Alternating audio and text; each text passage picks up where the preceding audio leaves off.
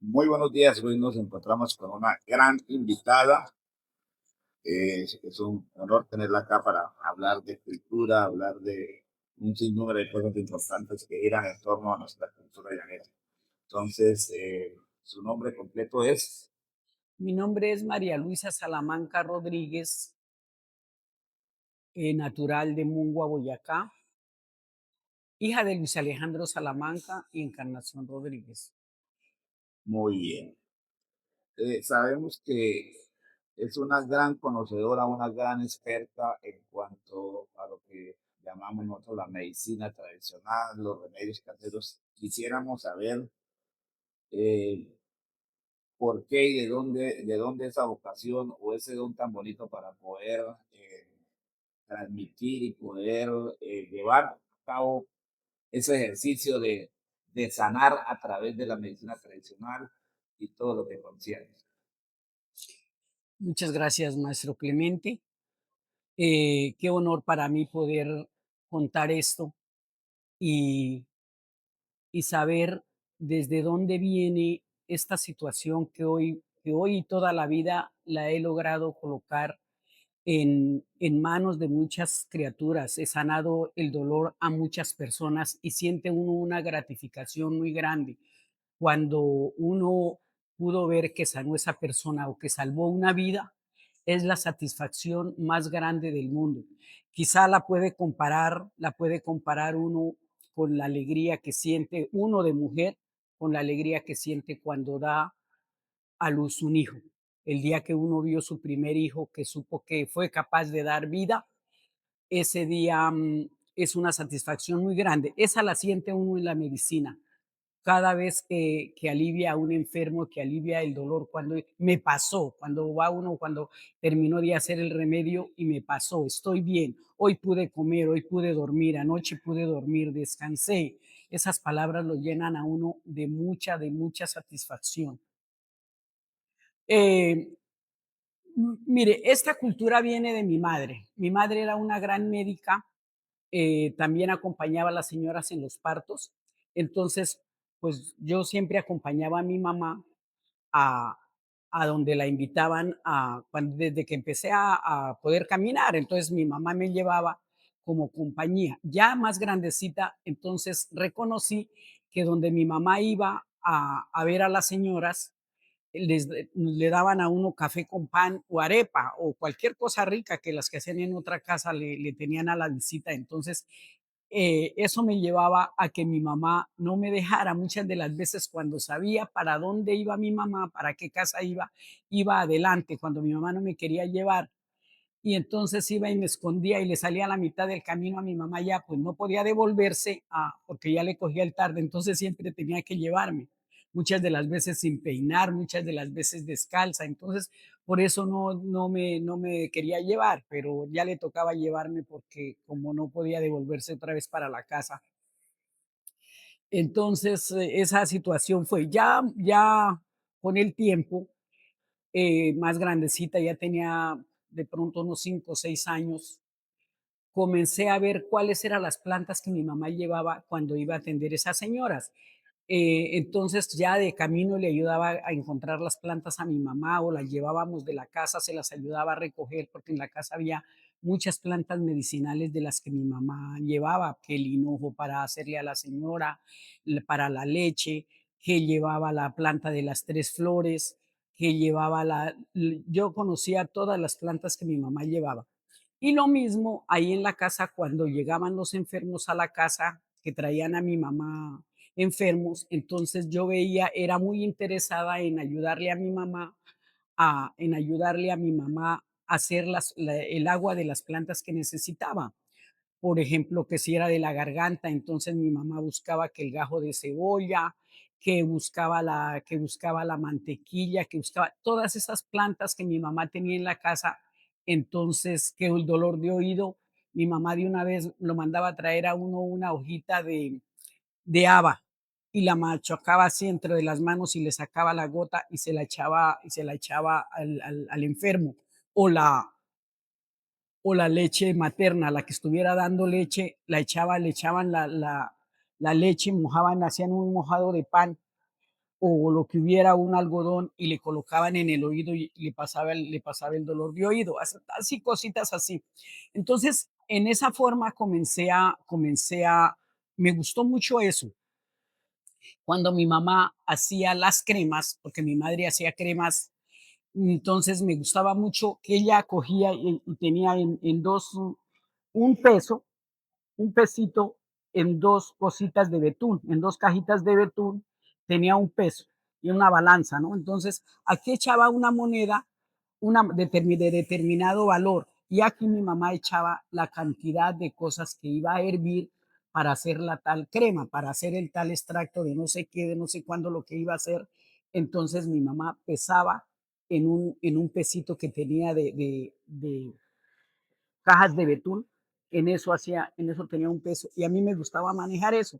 Y manejar pues las cantidades, ¿no? Que mi mamá que tantos pocillos echaba y ella le decía a uno, mídame 2 pocillos de agua, mídame un pocillo, mídame tanto. Y también de lo que uno estaba haciendo, mídame tanto. Por ejemplo, la linaza mi mamá cultivaba, en la casa se cultivaba la linaza, entonces mi mamá, no sé para qué, para el dolor de estómago, que para cuando iba a ver un niño le daban aceite de linaza. Entonces había que hacer el aceite de linaza, se dejaba la linaza en agua, se colaba y se envasaba en frascos. Entonces esas cosas también las pude aprender desde allá. Cuando yo continué toda la vida con eso, buscando las plantas donde había plantas medicinales, se robaba uno el gajito y lo llevaba y lo sembraba en la casa. Y toda la vida se tuvo la sábila. Mis papás traían la sábila, por ejemplo, de Teitiva, de Teitiva, ellos iban todos los años a Teitiva a llevar unos bueyes monameros y de allá traían hojas de penco, traían la sábila y muchas otras cosas traían también. Entonces uno sabía que lo que mi mamá tenía tocaba respetárselo y tocaba no botárselo ni nada porque no era basura. Hoy en día uno guarda cualquier cosa y los hijos le botan todo porque es basura, porque no saben para qué sirve. Entonces en la casa se respetaba eso porque era que mi mamá lo tenía para sus medicinas. Ya en el colegio ya en el colegio también sabía uno que el niño, la que estaba con los dolores de menstruación, sabía que mi mamá le hacía a uno una agüita. Entonces uno le decía, camine, vamos a la casa que mi mamá le prepara una agüita, por ejemplo, a las compañeras o cuando había un dislocado, una fractura o cualquier cosa, uno le decía, camine, vamos, que mi mamá lo sobe. Entonces uno aprendió eso. Y mi mamá le cogía a uno la mano, así le decía, venga, le digo dónde está la enfermedad. Y le colocaba a uno ahí donde estaba la enfermedad, donde estaba el vacío del hueso, porque eso es lo que hay que saber sobar. Donde estaba el vacío del hueso, mi mamá le decía a uno, toque que ahí se siente una espuma. Y ahí estaba la enfermedad. Tocaba deles a sobar, para que cuando se le diera el templón al hueso, había que colocarlo en el espacio que tenía. Entonces así aprendí uno, así fui aprendiendo en la vida ya. Ya cuando de aquí de llano le llevaban a mi mamá a la gente que llegaba a la casa, porque nosotros vivimos en una finca que se llama Las Mesas. Entonces era paso obligado del ganado, de los ganaderos que venían de Casanare, pasaban ahí ganado para Sogamoso, lo pasaban por corrales, por allá por esos lados. Y era paso obligado, entonces de llano le llevaban a mi mamá muchas plantas, le llevaban para la fiebre la contragavilana, ya no se consigue. Le llevaban la limonaria, muchas plantas, la hierbamora, le llevaban muchas. La otra cosa que le llevaban a mi mamá mucho y que eso tampoco se ve ahora es el Pedro Hernández para curarle la rabia a los perros. Lo cocinaban en leche y le daban a los perros rabiosos y los amarraban a esa planta alentaba a los perros rabiosos. La conocí, esa planta la volví a ver en Sirguasá, volví a conocer, a ver el Pedro Hernández allá. Es una planta rugosa. Bueno, o sea Y, que, y digamos, todo este aprendizaje ha sido, digamos, heredado. heredado, viene desde allá. Pero entonces hay algo tan bonito. que cuando hay algo tan bonito que cuando ya me sabía que me venía para el llano, mi papá le gustaba mucho. Usted decía, alcanzó a conocer, no sé si alcanzaría a conocer a mi papá. Él estuvo viviendo en Manig, en Coralia, con Lucila, como 3 meses cuando la vino a traer y Lucila trabajó allá. Entonces mi papá le contaba a uno muchas cosas bonitas y yo venía ilusionada para el llano y sabíamos que mi papá había trabajado en el ganado en el llano y había ayudado a a hacer los empedrados en los caminos porque mi papá fue caminero. Entonces había muchas cosas y yo venía con esa ilusión para el llano cuando supe que me venía, que terminé la normal en Sogamoso y me venía. Entonces mi papá salió a despedirme al bus, porque yo ya me venía para el llano a trabajar, porque Lucila me había ayudado a conseguir trabajo acá, acá en el llano. Y entonces mi papá me dijo, no sé si haya espacio para eso, pero mi papá me cogió mi mano y me dijo, a donde fueres, haz lo que vieres. Si vas al país de los ciegos, cierra un ojo. El que es acomedido, come de lo que está escondido. Dime con quién andas y te diré quién eres. Bueno, y el último no lo cuento porque fue lo primero que hice. Bueno, debido a eso yo todos los días siempre miraba dónde iba a poder encontrar eso. Y pues en la medicina, la primera casa que llegué, yo le decía a la señora qué se hace para el dolor de estómago, qué planta es buena para esto, qué planta es buena para aquello. Y lo mismo, lo que yo sabía, porque hay muchas plantas que se conocen, que mi mamá las hace allá, lo que le digo, la contragavilana, las hojas de naranjo, la limonaria. Entonces eso fue. Pero se llegó el día que yo, pues con el afán de las culebras, les tenía mucho miedo a las culebras. Además, unos obreros, por burlarse de mí donde vivía, amarraron en la pata de la cama. La señora me había hecho una cama de varas en Naranjitos, me había hecho una cama de varas alta y yo había llevado una colchonetica y dormí ahí. Y los obreros enredaron un guío, encontraron un guío y lo enredaron en la pata de la cama. Pues claro, yo casi me muero del susto porque una culebra. Entonces, eso me llevó a que tenía que aprender a que tenía que aprender a rezar las culebras. Y más cuando en esa casa donde yo vivía llegó una señora, le habían pegado un tiro a un muchacho en la pie, acá le quedó la bala aquí. Y llegaron donde la señora con el guando, lo traían en un guando. Y la señora llegó y dijo, yo tengo concha de culebra. Y de una vez la sacó y la fritó yo espantada, concha de culebra, ¿y cómo hizo para quitarle la concha a la culebra? Señora Flor, ¿cómo hizo para quitarle la concha a la culebra? No, ella sacó eso, lo tenía en un frasco, lo sacó, lo fritaron en aceite y se lo amarraron al señor que tenía ahí. A las 2 horas miraron y salió la bala, la bala que te la traía en el pie el hombre, salió bruto. Ya se devolvieron porque ya dijeron que eso ya le daban antibiótico y eso. Bueno, un muchacho también de Servando Caña se metió un chuzo acá, se metió un chuzo de caña acá y lo sacaron también con eso. Entonces yo me di cuenta que había cosas muy que uno no creía en eso. Y, y comencé a ver quién sabía que me enseñara, quién sabía que me enseñara, quién sabía. Entonces sí encontré un señor en la chaparrera, pero me dijo, hay dos cosas, no le escribo una palabra, le cobro, le cobro por cada oración, no le escribo una palabra, tiene que repetirme todo lo que yo le voy enseñando y además hay que estar dispuesto, si usted está dispuesta a hacer eso, está uno dispuesto a salvar una vida a la hora que sea. Y yo le dije, es conmigo, sí, yo sí quiero aprender, vamos. Y entonces él comenzó así por enseñarme a rezar los perros bravos. Y una noche dijo, bueno, nos vamos para tal parte porque tú querías rezar los perros bravos de los perros bravos de la toma, que había unos perros bravos. Y le dije, vamos a rezar los perros bravos. Fuimos, el Señor lo rezó primero y me dijo, mire lo que se hace y mire lo que pasa.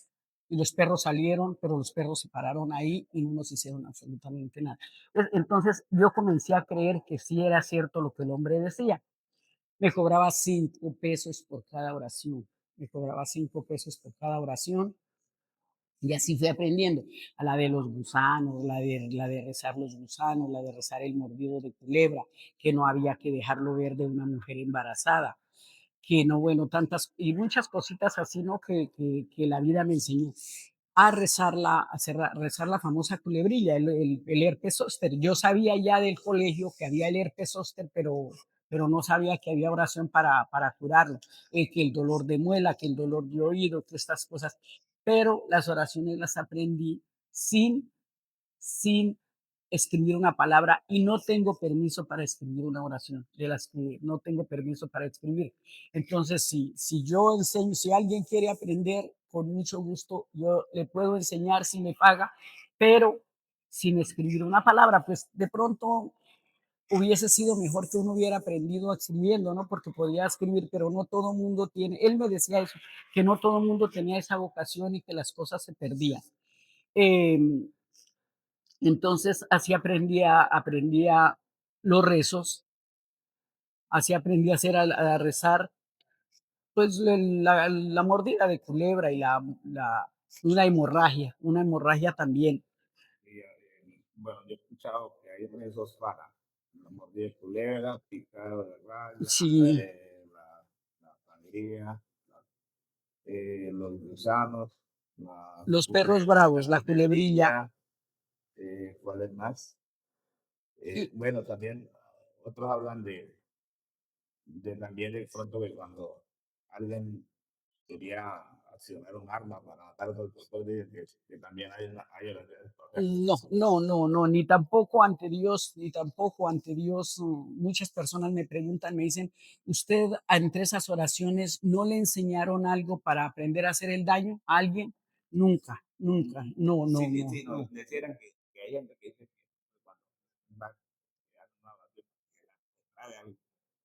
Pero bueno, eso ya No, lo bueno, dejamos para por después. ejemplo, la situación para dominar a alguien, pues eso sí, para dominar en la situación de una pelea, ¿no? En la situación de una pelea o una vez que ante Dios nos tocó porque eran las 3 de la mañana, las 2 de la mañana en el Garcero y un señor le quería pegar a Cotiza de Oro y no teníamos policía, no teníamos a nadie. Entonces yo le dije a Olga, ¿qué hago si rezo a este hombre? Y Olga dijo, hágale a ver. Y yo me paré junto a él y comencé y yo le iba hablando y le iba hablando y le iba hablando y le iba dando un paso, le iba hablando y le iba dando un paso. Cuando el hombre pasó al dintel de la puerta, yo cerré la puerta y le fui capaz de hacerlo. Entonces son cosas que hay veces también uno lo hace. Y así en la vida, bendito sea Dios, se ha logrado hacer muchas, muchas, muchas cosas. Así, La situación que hay que tener mucho, mucho cuidado con todas las enfermedades y con todo, es los síntomas de la enfermedad. Entonces yo me acuerdo que mi mamá amenazaba cuando había así que tenía algo que estaba muy brava, le decía, ¿se compone o lo mando con la orina con del médico? Y era que le pegaba a uno cualquier cosa o que le pegaba a uno o que le sucedía a uno algo que le tocaba ir donde el médico o cualquier cosa. O cuando que una mujer estaba embarazada que la mandaban con la orina con del médico, porque había un médico muy acertado en el BAU que solamente conocía con la orina. Entonces, esas eran cosas que también mi mamá lo miraba, pero eso sí nunca, pues no me detuve en eso, no me detuve muy bien aprendiendo eso, bueno, sinceramente. considera que, digamos, hay o no hay tantas personas que ejerzan, digamos, toda esa sabiduría ancestral en su medio, que diga, bueno, yo conozco a tantos que también hacen ese tipo de, digamos, pues de medicina, de alentar, como se dice, alentar a otras personas a través de los remedios caseros y de los rezos. Sí, hay muchas cosas, hay muchas situaciones de charlatanes que lo desafían a uno, pero entonces lo primero que le dicen a uno, le dicen, yo rezo tal oración para el mordido de culebra. y eso no lo debe hacer uno porque está uno empleando la oración de mala manera. Récela récela cuando tiene la necesidad, cuando cuando está es en el el momento, momento. sí, entonces eso. Pero cosas que se vieron, por ejemplo, la vez que cayó el avión y un señor, no me acuerdo ahorita, pero fue un gran famoso con una sangría tan grande y llegó un hombre a donde fue el accidente del avión y le rezó la hemorragia y el hombre le rezó la hemorragia y el hombre le paró la sangre. Eso sí se ha visto muchas cosas. Eh, hay una situación muy, hay una situación muy delicada en la medicina que es ver los síntomas y saber qué cantidades aplica uno de medicina, ¿no? En caso de las plantas, reconocer muy bien las plantas, porque hay plantas venenosas, hay plantas que hasta dejan estéril a un hombre, hay plantas que, hay muchas de O esas una cosas sobredosis o de, una sobredosis, de algo. exactamente, de cualquier cosa. Entonces, hay que tener mucho cuidado en ese sentido con la medicina. Pero a mí sí me gusta en mi colegio, por ejemplo, en mi colegio yo enseño con las plantas medicinales, enseño los niños, les sacamos copla a las plantas medicinales. Y el día de la ciencia, yo preparo el santo remedio, preparo muchas ollas de tisana, de una tisana especial que se hace ese día que se llama el santo remedio. Y esa tisana le doy a todo mundo. Entonces hay muchas anécdotas con eso, porque de pronto los niños hacen coplas con las tisanas, hacen compra con la tisana, o hay niños, hay muchas anécdotas, un niño que estaba enfermo, un niño que estaba enfermo y le dijo, el otro fue y le dijo, camine, se toma el agua de la profesora María Luisa para que se aliente. Entonces, mi mamá me regaña, yo puedo sacar por allá esa agua, yo no voy a tomar eso, mi mamá me regaña porque no se sabe qué más planta sea lo que tiene eso, qué más mata le hay echado, yo no voy por allá. Y el chino le llevó y le dijo, usted está enfermo del estómago. Y dijo, puta, se lo toma. Y fue y lo sentó y se tomó el chinto, tomó el agua y se alentó del dolor de estómago.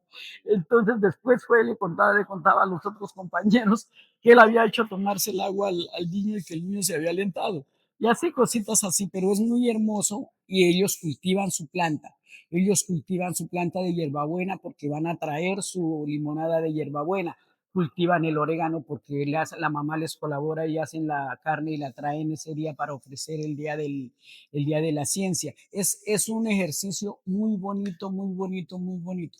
Una, Eh, ah, una preguntita, y es, ¿su merced ha elaborado o ha hecho, de pronto piensa hacer, digamos, recetarios, digamos, lo tiene con su escrito o solamente lo no, tiene en la cabeza?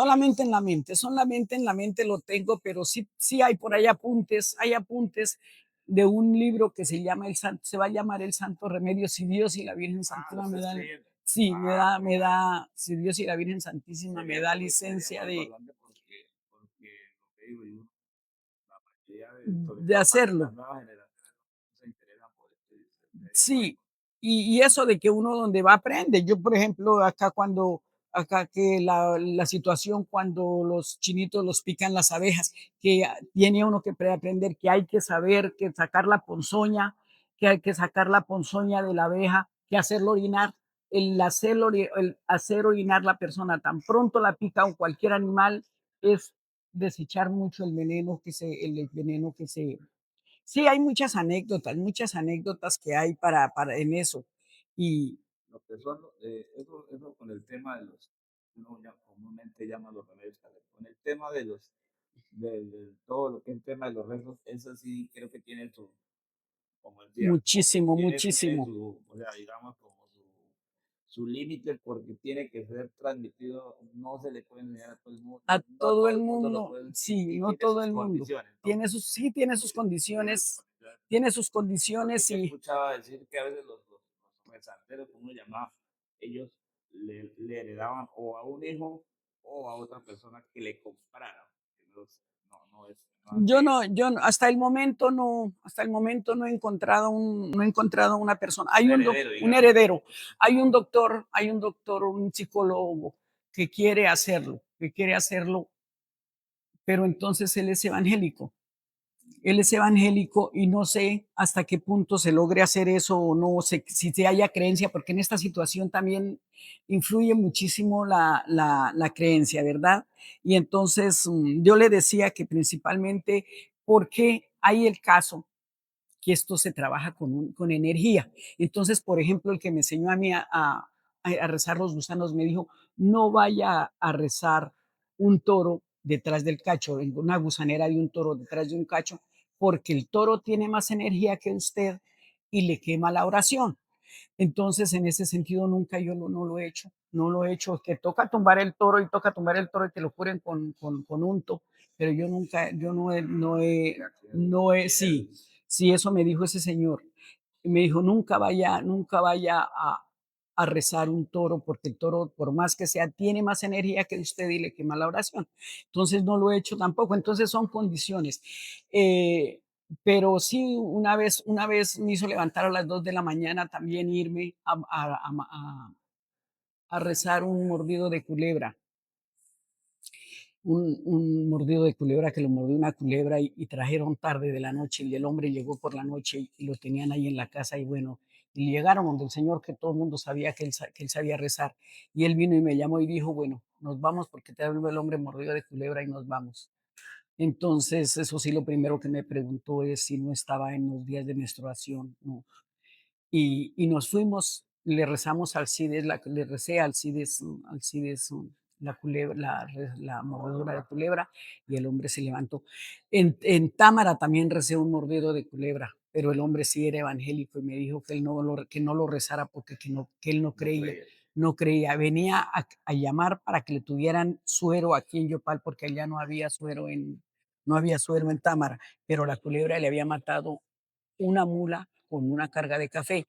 Y entonces yo le dije: bueno, bueno, sí, señor. Y yo recé el hombre, En contra pero del en suegro. contra de la voluntad de él, yo lo recé y el hombre se vino en la buseta y llegó aquí y alcanzó a llegar al hospital. Llegó al hospital y en el hospital trabajaba una entenada mía. Y le dije: de Támara va un señor que se llama Fulano de Tal, va mordido de culebra, mire a ver en qué condiciones llega, pero ándenle bonito porque el hombre va muy grave.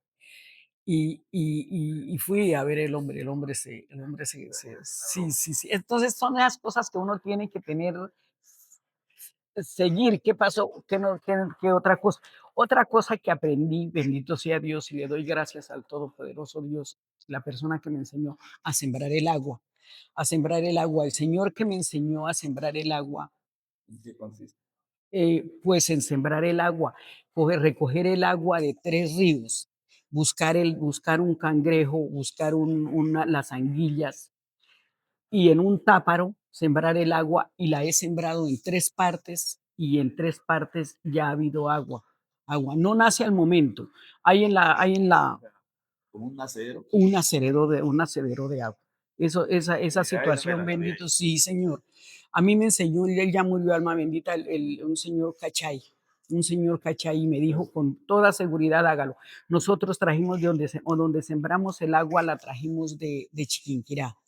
Y se consiguió el táparo, porque tocan táparo, no calabazo no táparo, no, de árbol no, sino de bejuco. Camacho. Camacho. En un camazo bueno, pues decían que también se podía sembrar. Él me decía que también lo podía hacer en una olla de barro. Me decía que Y también entonces no, sí, aquí en la amapola que nosotros teníamos esa finca, está el agua sembrada. Está el agua sembrada, ya, sembrada. Claro, ahí a 6 metros brotó el agua y ahí tienen el aljibe. En otra finca que tuvimos allí en el Bajo, también sembré el agua debajo de un higuerón, también sembré el agua, pero también hay oración. Se trae que traer el agua. El Señor me dijo a mí que aquí de 3 ríos, que recogiera agua de 3 ríos. Pero nosotros, el agua que yo he sembrado, la trajimos de Chiquinquirá. Mm. mire, muy, Sí, muy, es muy algo, chévere. es algo también que la vida me dio y que hay que tener mucho cuidado cómo hace uno para buscar el espacio donde siembra el agua. En pleno verano, en pleno verano, en pleno verano. Hay que sembrar el agua. Si quiere, no, yo la he sembrado el Viernes Santo, he sembrado, lo que yo he sembrado, la he sembrado en 3 partes que he sembrado y en 3 partes hay agua. Mm. Es una enfermedad de comer. Sí, señor, Eh, bendito sea Dios. Esa es otra situación que no mucha gente no cree, pero están las evidencias. Nosotros vendimos la finca del Bajo la vendimos porque no había agua y no conseguimos agua y se le advirtió al Señor, pero iban a hacer un acueducto y ya tenían toda la manguera la tenían regada pero no encontraron agua en los pozos que hicieron ahí en el Bajo. Pero entonces, y el agua de que sembramos en el higuerón reventó esa agua y tienen una finca que la alquilan y todo eso, y hay muy buen agua. Entonces sí hay agua. Mm. bueno, vamos a transportarnos eh, a otro momento y a otro espacio. Tiene que ver con el joropo. ¿Cómo es esa relación que tiene, que ha mantenido y que sé que también es una gran compositora y a través de su ejercicio pedagógico está muy involucrada con el tema del joropo? ¿Cómo es esa relación? Pues algo muy bonito, principalmente pues la situación de la casa, ¿no? Se trae de que mis papás eran músicos, pero mi papá nunca quiso que nosotros llegáramos a aprender a tocar un instrumento, porque él relacionaba la situación de la música con, con la pernicia. Ujú. Y entonces mi papá jamás permitió que nosotros intentáramos siquiera tocar algún instrumento, nunca, nunca. Y de ahí de que no aprendimos, pero sí nos tocaba toda una noche cuando estaban mis hermanos aprendiendo a tocar guitarra, sí nos tocaba cantarles por todos los tonos que estaban aprendiendo. Entonces les teníamos que cantar por el do mayor para ellos poder aprender ese tono, por el re mayor para ellos poder aprender ese tono, pero uno no sabía qué era. Ujú. Y yo le cantaba todas las canciones a mi papá en la bandola, porque mi padre tocaba era la andina, La bandola andina. la bandola andina. Entonces yo le tocaba el cachipay, le tocaba muchas canciones que era la única que me sabía las letras, y cuando íbamos a los bailes, las rumbas. Que vivan los novios, viva la alegría. Entonces yo le cantaba las rumbas a mi papá porque él las tocaba en la bandola, pero nunca permitió que aprendiéramos, nunca permitió que aprendiéramos a tocar. Pero entonces, ya aquí con la situación, cuando llegué aquí a Llano, lo que digo, entonces, donde fueres, haz lo que vieres, y lo primero que dije es intentar aprender a tocar cuatro, pero resulta que ya el oído no le sirve a a uno mucho. Pero bueno, bendito sea Dios, se llegó el momento que hizo uno lo que pudo hacer, y sobre todo, lo más que me llevó a aprender fue cuando tocó con lo del garcero y tocaba ir a buscar los tonos de los niños, y era muy difícil que alguien le buscara los tonos a los niños. En ese tiempo era muy difícil. Entonces, eso me llevó a conocer el cuatro, a conocer la música, y cuanto curso venía aquí sobre música con Cuco Rojas, y con toda esa gente, todos eso sí, truene, llueve, relampaguee, en mi colegio me echaba enemigos los que fueran, pero para el curso de aprender a tocar cuatro me iba. Y entonces al menos lo aprendí a conocer el diapasón, aprendí a conocer las letras y la música, la teoría musical. Bendito sea Dios que he logrado aprender bastante de teoría musical. Pues el oído ya no sirvió muy bien para las pisadas y para tocar, pero ay, bueno, hay veces a Bueno, momentos se charrasquea uno. para ir cerrando, Sí. sabemos que usted escribió un libro de poesía. eh, ¿De dónde, de dónde y cómo y cuál es su, digamos?